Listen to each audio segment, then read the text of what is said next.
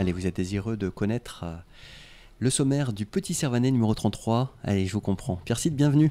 Merci à Derrière vous, ce micro, président du comité de quartier de Saint-Servant, vous allez nous donner des nouvelles du quartier.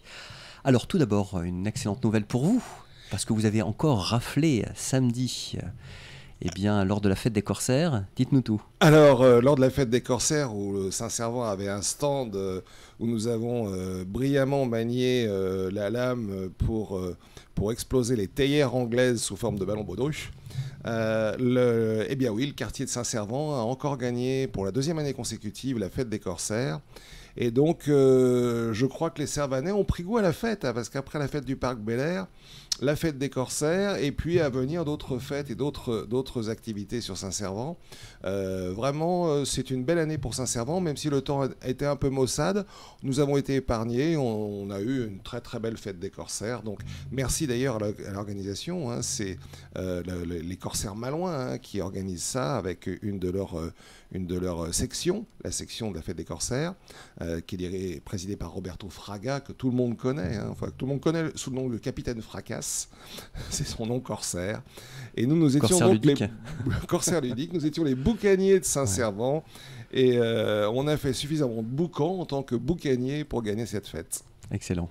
Alors vous évoquiez à l'instant, Pierre Cid, d'autres événements à venir. Si je vous dis Route du Rhône. Ah, si on me dit Route du Rhône, avec un N à la fin. Avec un N, Route du Rhône. Du Rhône. Bien évidemment, c'est la grande course qui est organisée chaque année fin juin à Saint-Servant. Alors là, on annonce, ou plutôt les organisateurs annoncent, du bitume, du sable et des sentiers pour les coureurs, et tout ça avec pour décor la mer en toile de fond. Et puis avec aussi une course qui est ouverte, hein, elle est ouverte également aux personnes handicapées qui seraient en fauteuil. Et donc en fait c'est une course qui est à la fois extrêmement sympathique, extrêmement belle, et c'est une course qui est très courue d'ailleurs, pour cette raison-là. Oui, et ce sera le 28. Découvrir en fait. Voilà, ça permet de découvrir. Ce sera le 28 en fin de 19h et 20h. Voilà. Et donc on pourra accueillir tout ce beau monde à Saint-Servant dans le cadre d'une grande fête plus globale encore, qui est la fête du saint de la ville, le fameux Servant, le Saint-Servant, qui a toujours lieu. Alors sa fête, normalement, c'est le 2 juillet, mais on fait toujours ça le dernier week-end de juin ou le tout premier week-end de juillet, au plus près de la date. Alors, ce sont les commerçants qui organisent la fête de la Saint-Servant. Avec, bien sûr, on va commencer par la route du Rhône le vendredi soir. Le samedi 29, sur la place Bouvet, il y aura tout un ensemble de jeux, d'activités, de fêtes, d'artisans également qui proposeront des produits, qui présenteront leurs produits et leur production artisanale. À partir de 9h30. Hein. Voilà, et jusqu'au soir. Hein, on terminera en musique. Hein, et puis il y aura évidemment les chanteurs. En fait, toutes les activités sont gratuites, bien évidemment. On aura l'accès à la buvette, il ne faut pas l'oublier. Il y aura des animations, des jeux pour tous. Des jeux pour tous, il y aura toutes sortes de choses. Le comité de quartier sera présent. Nous ressortirons le grand échiquier, qui fonctionne bien, hein, puisque surtout les jeunes, hein, les jeunes aiment bien manier les pièces comme ça sur les grands échiquiers. Un échiquier qui fait 5 mètres sur 5. Donc, une très très belle activité. Et puis, comme l'an passé, alors là, ça avait été un succès absolument formidable. Nous avions fini cette fête, ce week-end de fête, le dimanche, à partir de 12h30 sur la plage des Bas-Sablons, pour un gigantesque concours de château de sable, en individuel ou par équipe, les jeunes et les moins jeunes, toutes les familles, toute la famille peut jouer. C'est de 0 à 100 ans, on va dire. Il n'y a pas de limite, en fait.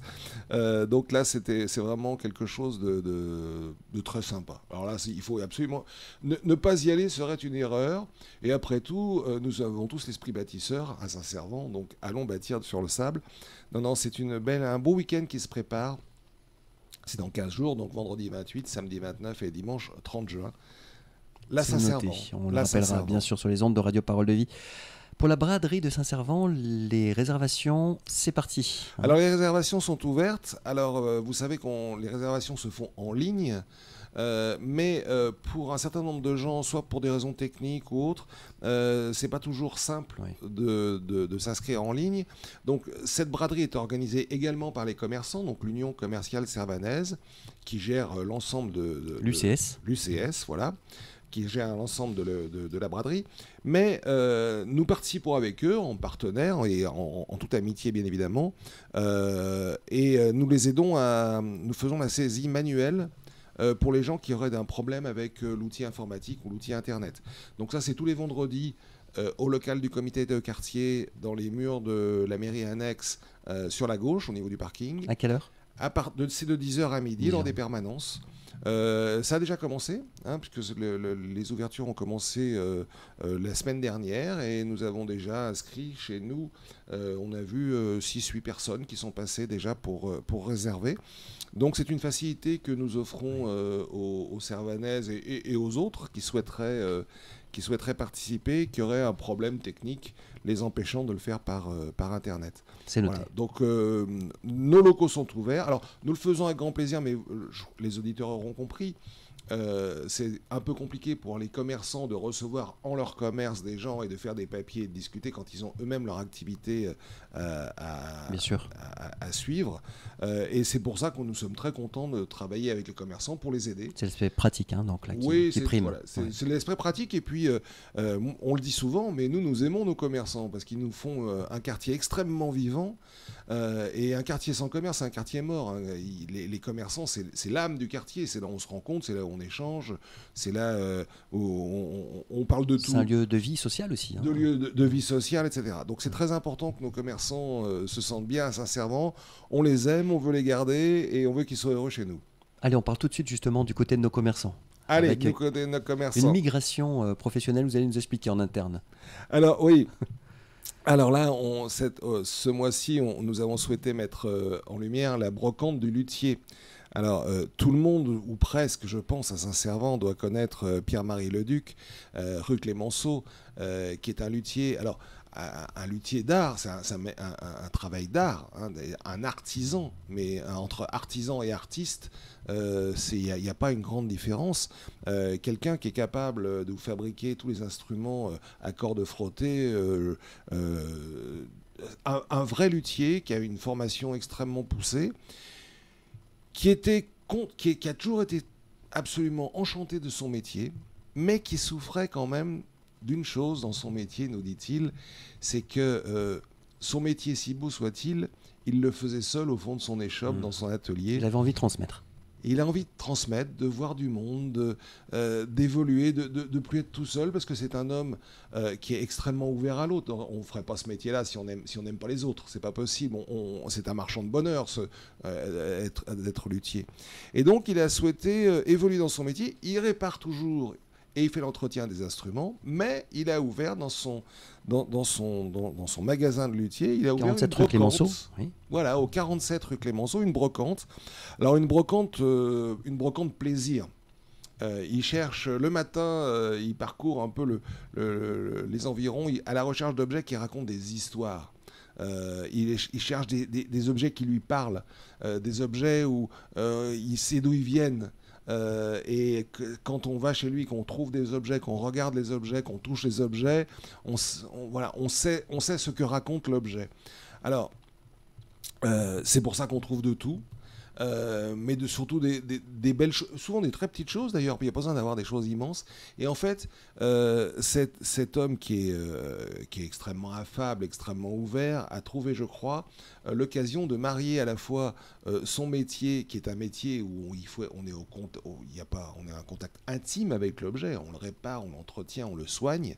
Et ben, je crois qu'il a trouvé finalement le bon complément à son métier et il est content de voir du monde, mais alors franchement j'invite tout le monde à aller le voir parce que ceux qui vont le voir sont contents de le rencontrer. C'est un homme extrêmement complètement ouvert, aimable, etc. Et donc y aller, c'est plonger dans un univers de bonheur. Pierre-Marie Leduc. Pierre-Marie Leduc, donc du côté de nos commerçants, il est mis à l'honneur ce mois-ci, la brocante du luthier, une brocante qui porte bien son nom. Du mardi au samedi de 14h à 19h. Voilà. Qu'on se le dise. Parmi les rendez-vous du mois de juillet, Pierre cite bien l'échiquier Malouin et le club d'échecs Val de Rance accueillent à Saint-Servant le premier Open international d'échecs de Saint-Malo. Hein, donc. Tout à fait. Alors là, c'est important, c'est un événement important pour nous parce que vous savez que l'échiquier Malouin fait partie du comité de quartier. Effectivement, c'est un open d'échecs qui était prévu pour 150 participants initialement, qui bien évidemment, on va réduire un peu la taille, on va limiter à 80 participants. Pourquoi ? Parce que nous avions pour ce magnifique rendez-vous réservé tout l'espace Bouvet.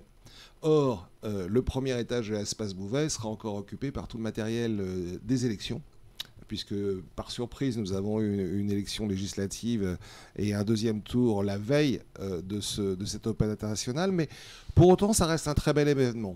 Parce que nous aurons vraiment de très très bons joueurs. Et surtout, c'est un événement interquartier, puisque parallèlement à cet Open international qui se déroule à l'espace Bouvet, nous aurons une animation avec les commerçants et le quartier de la gare, le comité du quartier de la gare, qui sera sur l'esplanade en face de la gare, l'esplanade de la médiathèque, l'esplanade de l'Europe. Avec notamment donc l'Open se déroule sur 3 jours, lundi, mardi, mercredi. Le jeudi, nous avons ce qu'on appelle un blitz, c'est-à-dire un tournoi ouvert à tout le monde, avec ou sans licence. C'est éclair alors, hein, oui, c'est un tournoi éclair, ça va très vite, c'est très ludique, c'est très amusant, tout le monde peut jouer. Donc, en fait, on fait ça également avec, j'insiste là-dessus, en interquartier. Notre objectif, mais vous le savez, on l'a déjà dit à cette antenne à multiples reprises, c'est de faire travailler, qu'on arrive à faire travailler les associations ensemble, les quartiers ensemble, et que cette ville s'unisse autour de beaux projets et ne reste pas, que nous ne restions pas chacun dans notre îlot en quelque sorte. Nous, on veut s'ouvrir, les Servanais sont comme ça. Ce sont des gens qui ont l'esprit d'ouverture, qui regardent les autres avec bienveillance et qui ont donc envie voilà. Et alors cet Open d'échecs, c'est vraiment l'occasion de faire un gros événement sur Saint-Malo, parce que c'est un événement important dans le monde de l'échec, du jeu d'échecs, pardon, mais le faire à l'échelle de la ville. D'accord. On parlait du pardon de la mer dimanche 7 juillet, Pierre Cite. Oui, alors ça, c'est une tradition. Ce sont nos amis de Droite Cité qui organisent le pardon de la mer. Et vous savez nous sommes très proches de cette association qui est une association de grande qualité qui travaille depuis longtemps à la préservation du patrimoine sur Saint-Servant. Et qui, le patrimoine, il y a le patrimoine matériel. Oui.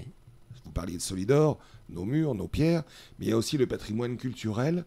Et le pardon de la mer fait partie de ce patrimoine culturel, de cette vie qui a vraiment animé tous nos ports, hein, pas simplement celui de Port-Saint-Père ou de Port-Solidor, mais tous nos ports. Ça consiste en quoi pour les non-initiés, Pierre Cite, le pardon de la mer? En fait, on recherche à travers le pardon de la mer la protection divine. Donc tout commence par une messe dans les vestiges de la cathédrale Saint-Pierre, détruite, vous le savez, mais l'autel est encore a été remonté.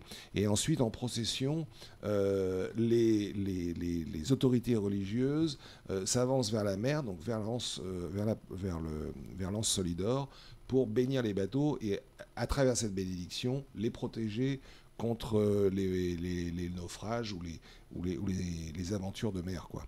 D'accord. Donc c'est quelque chose qui demander à la Providence.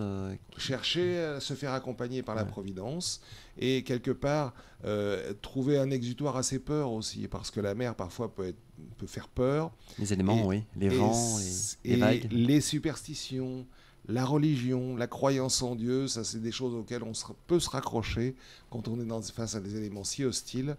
Et tant de nos pêcheurs ne sont pas revenus.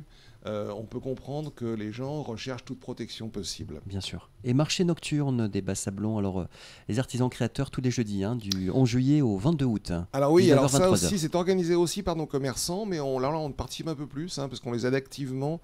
Et tous les jeudis soirs, effectivement, de 19h à 23h. Ça commence le 11 juillet, ça finit le 22 août. Il y a 7 soirées en tout. Tous les jeudis soirs, nous accueillerons des artisans créateurs. C'est une première et je pense que ça sera une belle fête aussi. Excellent. Un petit mot sur le quartier de la découverte? Oui, alors parce qu'on travaille aussi avec le quartier de la découverte et on espère amener au quartier de la découverte des activités que nous pouvons faire ici et toujours dans l'esprit de travailler en interquartier. Merci beaucoup Pierre Sitt pour tous ces renseignements. Le Petit Servanet numéro 33, on le retrouve version papier ou version numérique, hein? Tout à fait, chez les commerçants en version papier. Avec toutes les permanences aussi que vous organisez. On vous souhaite une bonne continuation et on se donne rendez-vous au mois de juillet pour le Petit Servanet numéro 34. Hein. Merci à vous. Kenavo. Kenavo.